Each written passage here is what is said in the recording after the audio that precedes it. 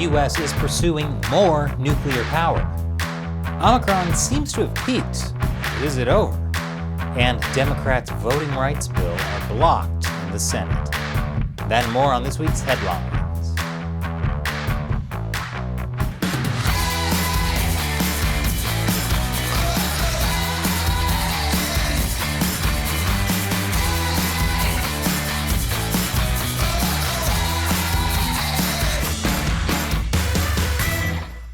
Welcome to America Uncovered. I'm Chris Chappell. According to some scientists, chemical pollution has crossed the safe limit globally and is now threatening crucial ecosystems. The pace that societies are producing and releasing new chemicals into the environment is not consistent with staying within a safe operating space for humanity. This work brings chemical pollution, especially plastics, into the story of how people are changing the planet. This is the worst plastic waste threatening humanity since the Kardashians. Besides chemical pollution, climate change is another environmental concern, and that concern is leading many states to consider using nuclear power to replace coal, oil, and natural gas as energy sources. Nuclear power is highly efficient and releases zero carbon, but it's still scary to a lot of people because it produces radioactive waste. I don't know why that's scary, though. After all, radioactive waste gave us Teenage Mutant Ninja Turtles. Wouldn't you love clean energy and Heroes in a Half Shell? Of course, I'm joking. Realistically, radioactive waste in sewers would only produce Teenage Mutant Ninja tumors, which is a way worse theme for a birthday party. Mesothelioma is not a party dude. However, many feel the risks of nuclear power plants can be minimized and are worth it given the fact that solar and wind energy are still really far from meeting America's energy needs. In addition, nuclear power may soon be cheaper since smaller and less expensive reactors that could boost power grids across the U.S. are now being developed by Bill Gates. TerraPower, a company started by Gates, announced it had chosen the small town of Kemmerer, Wyoming, as the location of a future nuclear plant with a sodium-cooled nuclear reactor, as opposed to a more traditional water-cooled reactor. This type of reactor is theorized to be smaller, safer, more efficient, and at peak capacity able to provide power to nearly 500,000 homes. There are two main drawbacks. The first is that initially, the uranium fuel enriched to 20% will be imported from Russia. I don't know why Bill Gates can't get uranium from Australia. They got heaps of it, especially since relying on Russia for nuclear fuel is super awkward, now that the US and NATO are actively offering military support to Ukraine by supplying them with US-made weapons in order to fight Russia. This is like if you defended a kid from having his lunch money stolen from a bully, then asked the bully if he could lend you his iPhone charger. The other main drawback to this nuclear plant is that it's being built by Bill Gates. And Bill Gates' approval rating right now is right between stubbing your toe and watching your mom make out with a 22-year-old DJ. Speaking of power, winter storms across the weekend left 175,000 homes on the East Coast without power and led to the cancellation of 1,400 flights. And that wasn't the only thing that caused flights to be disrupted. The largest airlines in America warned that a major 5G rollout from Verizon and AT&T, originally planned for Wednesday, could grind commerce to a halt, as the new system could interfere with navigation equipment. We are writing with urgency to request that 5G be implemented everywhere in the country, except within the approximate 2 miles of airport runways as defined by the FAA. Wow. It's nice to see someone afraid of 5G and not have it be over Bill Gates and other members of the lizard people Illuminati using vaccines to inject it into us. AT&T and Verizon agreed to hold off on rolling out 5G in areas near airports, although many airlines still canceled flights heading to the US on Wednesday for fear of interference with their technology. I say, maybe it's time the airlines update their equipment. This way they won't be so worried about modern tech interfering with their systems, and they can finally stop asking me to turn off my phone during flights. If me playing Wordle on my old iPhone 6 is enough to ground your plane, then your navigation gear is. Hey, I got it! Trash! More after the break. Welcome back. 34 states saw a decrease in recorded COVID cases this week. This includes California, New York, and Florida, which have seen some of the highest Omicron surges. Of course, the most dangerous surge Florida is facing right now is still its annual snowbird migration. Those senior citizens escaping the cold are wreaking havoc on the roads. Be careful out there, especially since the federal government is now implementing a test program that will allow teens to drive big rigs from state to state to help ease the supply chain shortage. Yep, that'll help ease the supply chain. Several 80,000-pound vehicles flipped horizontally across 8 lanes of traffic because the teenage drivers were on their phones trying to solve today's Wordle. So, COVID cases are falling. In fact, the UK, which has had some of the toughest COVID restrictions in the world, is now lifting those restrictions. They say the Omicron wave has peaked and it's time to get back to normal. Does this mean Omicron is gone? Is it finally time to celebrate and start licking handrails again? That's right, I said again. Well, not in the US, according to the Surgeon General. He said Omicron has yet to peak nationwide here.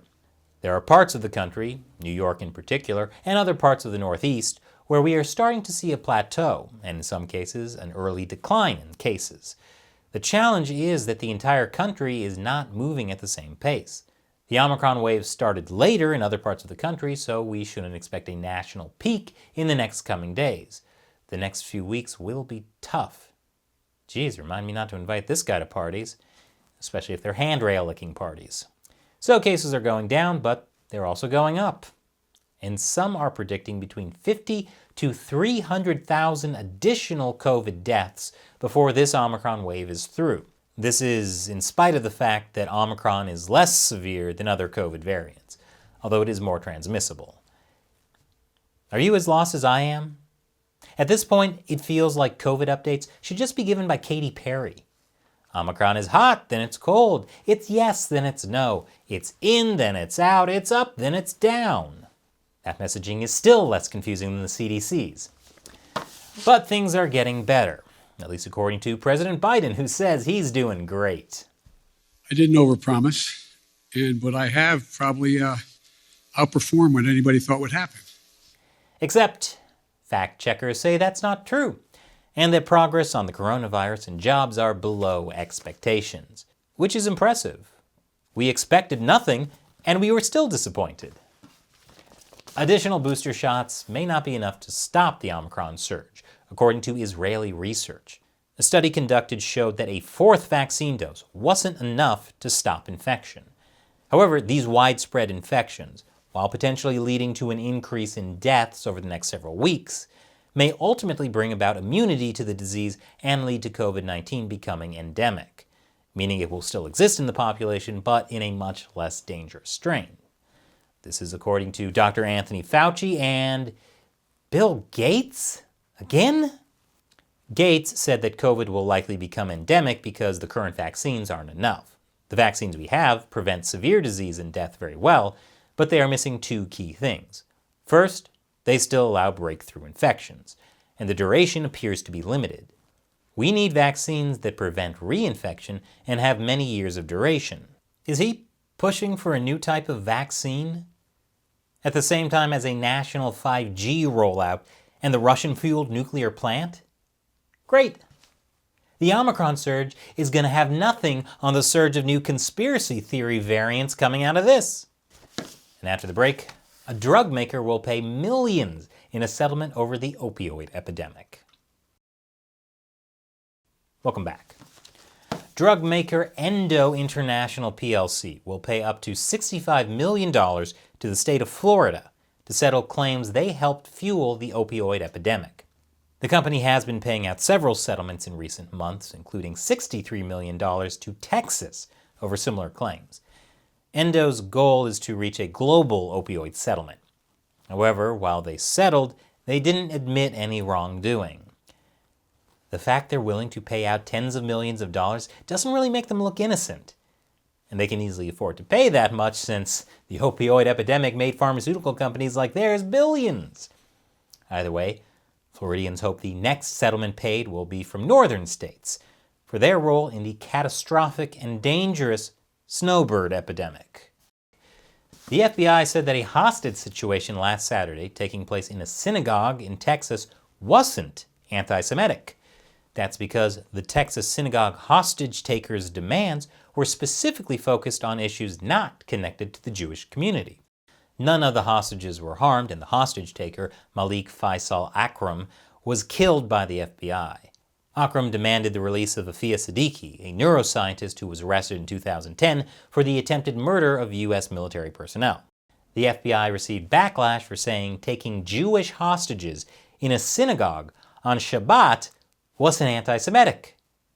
That's like saying that taking hostages in a church on Easter isn't anti-Christian, and taking hostages in a Hot Topic on Halloween isn't anti-goth kids who hate their parents. The FBI backtracked a bit, saying this is a terrorism-related matter in which the Jewish community was targeted and is being investigated by the Joint Terrorism Task Force. Preventing acts of terrorism and violence is the number one priority of the FBI. The number two priority of the FBI?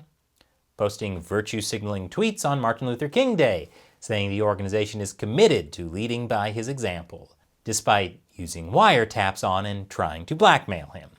Speaking of groups that make hollow gestures, Congress. Democrats took their voting rights bill to the floor of the Senate, despite knowing it would fail due to Republican opposition. I can't tell if it's stupid or inspiring that Democrats press on, even though they know they're going to lose. They're like Captain America standing up to Thanos and his forces, or Sideshow Bob stepping on rakes. I'll just say they're like Captain America stepping on rakes. The two voting bills in question are the Freedom to Vote Act and the John R. Lewis Voting Rights Advancement Act. The John R. Lewis Voting Rights Advancement Act would once again give the federal government the authority to review state voting laws in order to prevent discrimination, while the Freedom to Vote Act would create national rules for early voting and voting by mail. The Freedom to Vote Act would also attempt to curtail gerrymandering, which is an issue exploded by both parties. Just look at this. Voting districts shouldn't look like they were zoned by Jackson Pollock. Republicans blocked the passage of the Democrats' voting rights bill. Republicans argued the voting rights bill would undermine local control of elections, while Democrats argued the bill is needed to combat red state voting laws they allege make voting more difficult, especially for minorities and the elderly. Although to be fair, everything is more difficult for the elderly. Except being elected to Congress, of course. Congressional yearbook photos look like they were taken at a Werther's Originals convention. No wonder this country is such a wreck. It's being driven by snowbirds. Speaking of super old politicians, President Joe Biden called red state election laws Jim Crow 2.0, which isn't fair. Jim Crow laws were policies that led to segregation, meaning the real Jim Crow 2.0 is gentrification. Starbucks and Panera Bread are the new segregated water fountains.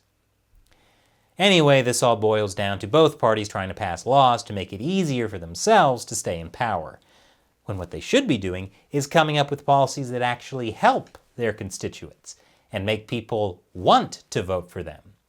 Because at the moment, no one's voting for politicians. They're only voting against other politicians, since Republicans and Democrat approval ratings right now are right between watching your mom make out with the DJ and Bill Gates. So what do you think about the stories we covered this week? Let us know in the comments below. And remember, America Uncovered is supported mainly by viewers. Be sure to visit patreon.com/AmericaUncovered. Contribute $1 or more per episode. We rely on your support to help us keep making great episodes. Once again, I'm Chris Chappell. Thanks for watching America Uncovered.